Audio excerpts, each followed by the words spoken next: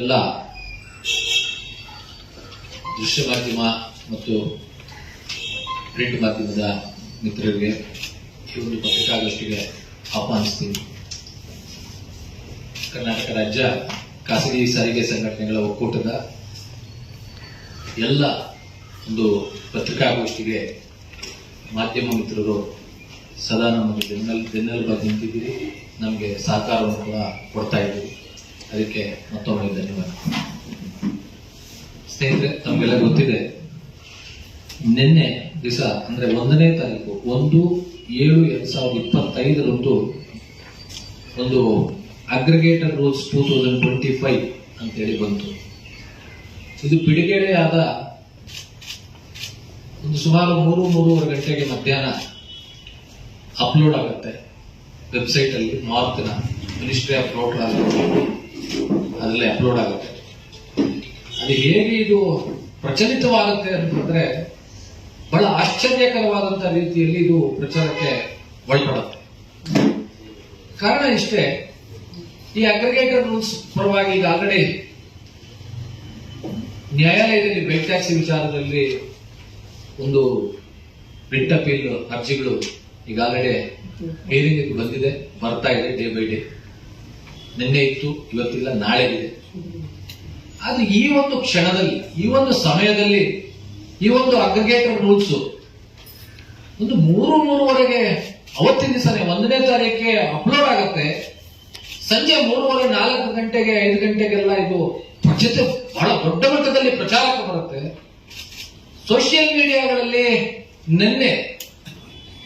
ಮೊನ್ನೆ ಎಲ್ಲರೂ ಫೇಸ್ಬುಕ್ ಅಲ್ಲಿ, ತಮ್ಮ ಟ್ವಿಟ್ಟರ್ ಖಾತೆಗಳಲ್ಲಿ ಕರ್ನಾಟಕ ರಾಜ್ಯದಲ್ಲಿ ಕೇಂದ್ರ ಸರ್ಕಾರ ಬೈಕ್ ಟ್ಯಾಕ್ಸಿಗೆ ಅನುಮತಿ ಕೊಟ್ಟಿದೆ, ರಾಜ್ಯ ಸರ್ಕಾರ ಕೊಡೋದು ಮಾತ್ರ ಬಾಕಿ ಇದೆ, ರಾಜ್ಯ ಸರ್ಕಾರ ಯಾಕೆ ಕೊಡ್ತಾ ಇಲ್ಲ, ರಾಜ್ಯ ಸರ್ಕಾರ ಇದಕ್ಕೆ ಅನುಮತಿ ಮಾಡಿ ಕೊಡಬೇಕು, ಕೇಂದ್ರ ಸರ್ಕಾರನೇ ಕೊಟ್ಟಿದ್ದಾಗ ರಾಜ್ಯ ಸರ್ಕಾರ ನಿಂತೇನು ತೊಂದರೆ, ಈ ರೀತಿಯಾದಂತಹ ಹಲವು ವಿಷಯಗಳು ಸೋಷಿಯಲ್ ಮೀಡಿಯಾಗಳಲ್ಲಿ ಬಿತ್ತರಗೊಂಡಿದೆ.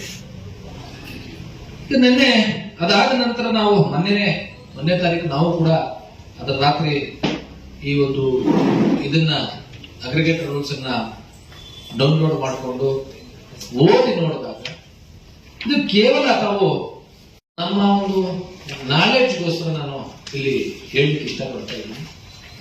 ಈ ಒಂದು ಅಗ್ರಿಗೇಟರ್ ರೂಲ್ಸ್ ಏನಿದೆ, ಗೈಡ್ಲೈನ್ಸ್ ಇದೆ ಏನಿದೆ 2025, ಇದು ಗೈಡ್ಲೈನ್ಸ್ ಮಾತ್ರ. ಇದು ಯಾವುದೋ ರೀತಿಯಾದಂತಹ ಕಾನೂನಲ್ಲ, ಅಡ್ವೈಸರಿ ಅಂತಂದ್ರೆ ನೀವು ಈ ರೀತಿಯಲ್ಲಿ ಮಾಡಬಹುದು, ಮಾಡಲೇಬೇಕು ಅಂತ ಹೇಳ್ಬಿಟ್ಟೇನಲ್ಲ. ಆದ್ರೆ ಎಲ್ಲೋ ಒಂದು ರೀತಿಯಲ್ಲಿ ನೆನ್ನೆ ಮೊನ್ನೆಯಿಂದ ಸೋಷಿಯಲ್ ಮೀಡಿಯಾದಲ್ಲಿ ಕೇಂದ್ರ ಸರ್ಕಾರ ಅನುಮತಿನೇ ಕೊಟ್ಟುಬಿಟ್ಟಿದೆ ಅನ್ನೋ ರೀತಿಯಲ್ಲಿ ಬಿಂಬಿಸ್ತಾ ಇತ್ತು. ಇದು ದಯವಿಟ್ಟು ತಪ್ಪು ಗ್ರಹಿಕೆ. ಮತ್ತೆ ಈ ಗೈಡ್ಲೈನ್ಸ್ ಅಲ್ಲಿ ದೊಡ್ಡ ಮಟ್ಟದಲ್ಲಿ ಇವತ್ತು ಸಾರ್ವಜನಿಕರಿಗೆ ದೊಡ್ಡ ಮಟ್ಟದಲ್ಲಿ ಅನ್ಯಾಯ ಆಗಿದೆ. ನಾನು ಆಟೋ ಚಾಲಕರು ಮತ್ತು ಆಟೋ ಮಾಲೀಕರ, ಟ್ಯಾಕ್ಸಿ ಚಾಲಕರು ಮತ್ತು ಟ್ಯಾಕ್ಸಿ ಮಾಲೀಕರ ಇದಕ್ಕೆ ನಾನು ವಿಷಯಕ್ಕೆ ಮತ್ತೆ ಬರ್ತೀನಿ. ತಾವು ಏಕೆ ಅಂತ ಹೇಳಿ ಕೇಳಬಹುದು, ಹೇಗೆ ಸಾರ್ವಜನಿಕರಿಗೆ ಅನ್ಯಾಯ ಆಗಿದೆ. ದಯವಿಟ್ಟು ಇದು ರೂಲ್ 17 ಅನ್ನ ತಾವು ತೆಗೆದು ನೋಡಿದ್ರೆ ದುರದೃಷ್ಟ ಅಂತ ಹೇಳಲಿಕ್ಕೆ ಇಷ್ಟಪಡ್ತೀನಿ. ಯಾವ ಮಹಾಶಯ ಇದನ್ನ ಮಾರ್ಕ್ಗೆ ಅಧಿಕಾರಿ, ಜಾಯಿಂಟ್ ಸೆಕ್ರೆಟರಿನೋ ಅಥವಾ ಅಡಿಷನಲ್ ಸೆಕ್ರೆಟರಿನೋ ಅಂಡರ್ ಸೆಕ್ರೆಟರಿನೋ ಗೊತ್ತಿಲ್ಲ, ಮಾನ್ಯ ಮಂತ್ರಿಗಳ ಗಮನಕ್ಕೆ ಇದು ಬಂದಿದೆಯೋ ಇಲ್ವೋ, ಕೇಂದ್ರ ಮಂತ್ರಿಗಳ ಗಮನಕ್ಕೆ ಬಂದಿದೆಯೋ ಇಲ್ವೋ, ಅದು ಕೂಡ ನನಗೆ ಅನುಮಾನ ಇದೆ. ಒಬ್ಬ ಕಾಮನ್ ಮ್ಯಾನ್ ಯಾವ ರೀತಿ ಯೋಚನೆ ಮಾಡ್ತಾನೆ, ಆ ರೀತಿಯಲ್ಲಿ ಯೋಚನೆ ಮಾಡಿ ಈ ಗೈಡ್ಲೈನ್ಸ್ ನ ಪ್ರಿಪೇರ್ ಮಾಡ್ತೀವಿ. ಯಾಕೆ ಅಂತ ಹೇಳಿ ತಾವು ಕೇಳ್ಬೋದು.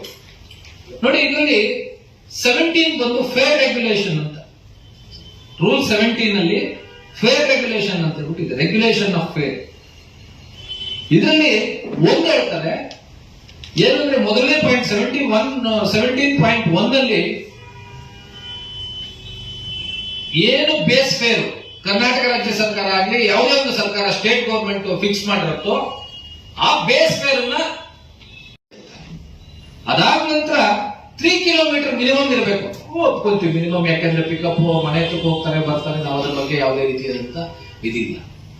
ಆದ್ರೆ ಅದು ಬಿಟ್ಟು ನೆಕ್ಸ್ಟ್ 17.2.3 ಬಹಳ ದೊಡ್ಡ ಮಟ್ಟದಲ್ಲಿ ಇವತ್ತು ಸಾರ್ವಜನಿಕರಿಗೆ ಒಂದು ಹೊರೆ ಆಗುತ್ತೆ.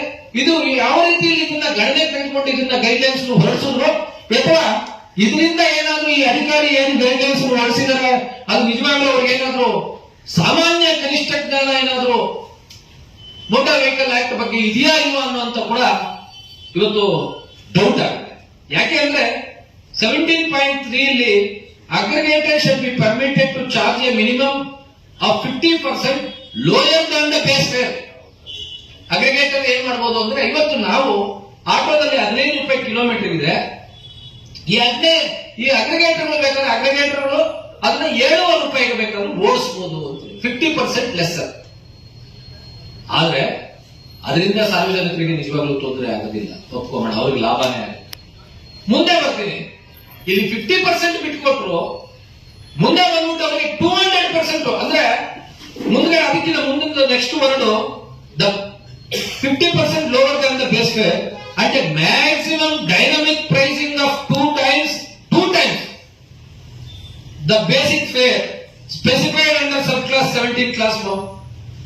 ಬೇಸಿಕ್ ಫೇರ್ ಏನಿದೆ 15 ರೂಪಾಯಿ ಇದ್ರೆ 2 ಟೈಮ್ಸ್ ಮಾಡಬಹುದು.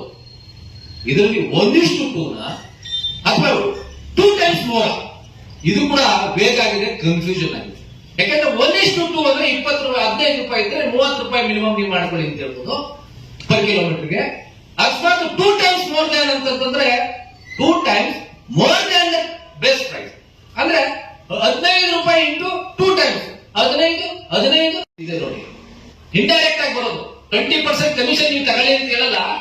ಡ್ರೈವರ್ಗೆ ನೀವೇನು ಅಗ್ರಿಗೇಟರ್ ಕರೆಕ್ಟ್ ಮಾಡ್ಕೊಂತೀರಿ 80% ಡ್ರೈವರ್ ಕೊಡಿ ಅಂತ ಹೇಳ್ತದೆ. ಅಂದ್ರೆ 20% ನೀವು ಇಟ್ಕೊಂಡಿ ಅಂತ ಇಂಡೈರೆಕ್ಟ್ ಆಗಿ ಹೇಳುವಂಥದ್ದು. ಮತ್ತೆ applicable fair including the cost under drivers fair and the remaining charges may be retained as the apportioned fair by the aggregator. Remaining ಎಷ್ಟು? ಯಾಕೆ ಹಿಂದಿನ ಒಂದು ಈ ರೀತಿ ತಿನ್ನೋದು ನೇರವಾಗಿ ತಿನ್ನೋದಲ್ಲ, ಹಿಂದಿನಿಂದ ತಿನ್ನಲಿಕ್ಕೆ ಅಗ್ರಿಗೇಟರ್ಗೆ ಈ ಕೇಂದ್ರ ಸರ್ಕಾರದ ನೀತಿ ಗೈಡ್ಲೈನ್ಸ್ ಅನುವು ಮಾಡಿಕೊಡ್ತಾ ಇದೆ. 20% ನೀವು ಕಮಿಷನ್ ತಗೊಳ್ಳಿ ಅಂತ ನೇರವಾಗಿ ಹೇಳ್ತಾ ಇದೆ. ಅದೇ ನಮ್ಮ ಅಗ್ರಿಗೇಟರ್ ರೂಲ್ಸ್, ಕರ್ನಾಟಕ ರಾಜ್ಯದ ಅಗ್ರಿಗೇಟರ್ ರೂಲ್ಸ್ ಸ್ಟ್ರಿಕ್ಟ್ ಆಗಿದೆ. ಯಾವುದೇ ಕಾರಣಕ್ಕೆ ಆಗಲಿ 5% ಗಿಂತ ಹೆಚ್ಚಾಗಿ ತಗೋಬಾರದು. ಮತ್ತೆ ಅದಾದ್ಮೇಲೆ ನೆಕ್ಸ್ಟ್ ದುರದೃಷ್ಟ ಅಂತ ಹೇಳ್ಬೋದು. ಈ ಒಂದು ಪ್ಯಾರಾ ಮಾತ್ರ 17.7 ರೂಲ್ 17.7 ಏನಿದೆ ಇದು ಇಡೀ ದೇಶದಲ್ಲೇ ಒಂದು ದುರಂತ ಅಂತ ಹೇಳ್ಬೋದು. ಮುಂದಕ್ಕೆ MNC ಕಂಪನಿಗಳು ಯಾವ ರೀತಿ ಸಾರ್ವಜನಿಕರ ಜನರ ರಕ್ತವನ್ನು ಹೀರ್ಬೋದು ಅಂತ ಹೇಳ್ಬಿಟ್ಟು ಹೇಳೋದಕ್ಕೆ ನಾನು ಬಯಸ್ತೀನಿ. ನೋಡಿ, ಇದರಲ್ಲಿ ಏನ್ ಹೇಳುತ್ತೆ ಅಂತಂದ್ರೆ, ಅಕಸ್ಮಾತ್ ಯಾವುದೇ ಒಂದು ರಾಜ್ಯ ಸರ್ಕಾರಗಳು ದರವನ್ನು ನಿಗದಿಪಡಿಸದೇ ಇದ್ರೆ ಯಾವುದೇ ಒಂದು ವೆಹಿಕಲ್ಗೆ, ಆಟೋಗಾಗಿರ್ಬೋದು, ಎಲೆಕ್ಟ್ರಿಕ್ ವೆಹಿಕಲ್ಸ್ ಆಗಿರ್ಬೋದು, ಫಾರ್ ಎಕ್ಸಾಂಪಲ್ ಬೈಕ್ ಟ್ಯಾಕ್ಸಿಗಳಿಗೆ ನಮ್ಮಲ್ಲಿ ದರ ಇಲ್ಲ, ಯಾವುದೇ ರಾಜ್ಯಗಳಲ್ಲೂ ಕೂಡ ದರ ಇಲ್ಲ. ದರವನ್ನು ನಿಗದಿಪಡಿಸದೇ ಇದ್ರೆ ಯಾವ ದರವನ್ನು ನಿಗದಿಪಡಿಸಬೇಕು? ಅಗ್ರಿಗೇಟರ್ಗಳೇ ನಿಗದಿಪಡಿಸಿ ಸರ್ಕಾರಕ್ಕೆ ಸಲ್ಲಿಸಬೇಕಂತೆ. ಯಾವ ಕಾನೂನು ಇದು? ತೊಗರ್ ತರತರದಿಂದ ನೋಡಿ 17.7 ಏನ್ ಹೇಳುತ್ತೆ ಅಂದ್ರೆ, ಅಲ್ಲಿ ನಾನು ಫಸ್ಟ್ ಇದು ಬಿಟ್ಬಿಡ್ತೀನಿ. In the fare has not been determined by the state government. ಯಾವ ಸ್ಟೇಟ್ಗಳು ಯಾವ ದರವನ್ನು ನಿಗದಿಪಡಿಸಿಲ್ಲ, the base fare may be notified to the state aggregator for the purpose of fare regulation. ಯಾರಿಂದ? ಬೈದ ಅಗ್ರಿಗೇಟರ್ಸ್ ಅಂತ. ಅಂದ್ರೆ ಅಗ್ರಿಗೇಟರ್ ಕಡೆಯಿಂದ ಅವರ ದರವನ್ನು ನಿಗದಿಸ್ಬಿಟ್ಟು ಅವ್ರು ಸರ್ಕಾರಕ್ಕೆ ಸಲ್ಲಿಸಬೇಕು, ನಾನು ಇಷ್ಟು ನಿಗದಿಪಡಿಸಿದೆ. ಎಂತ ದುರಂತ ಆಗಿತ್ತು ರಾಜ್ಯದಲ್ಲಿ, ದೇಶದಲ್ಲಿ. ಇದು ಯಾವ ಅಧಿಕಾರಿ ಮಾಡಿದ್ದಾನೆ? ಯಾರ ಪರ ಮಾಡಿದ್ದಾನೆ? ಅಧಿಕಾರಿಗಳು ಇಲ್ಲಿ ಇವರಿಗೆ ಅಗ್ರಿಗೇಟರ್ ಕಂಪನೀಸ್ಗಳಿಂದ ಏನೇನು ಪಡ್ಕೊತಾ ಇದ್ದಾರೆ, ಸವಲತ್ತುಗಳನ್ನು ಪಡ್ಕೊಂಡಿದ್ದಾರೆ.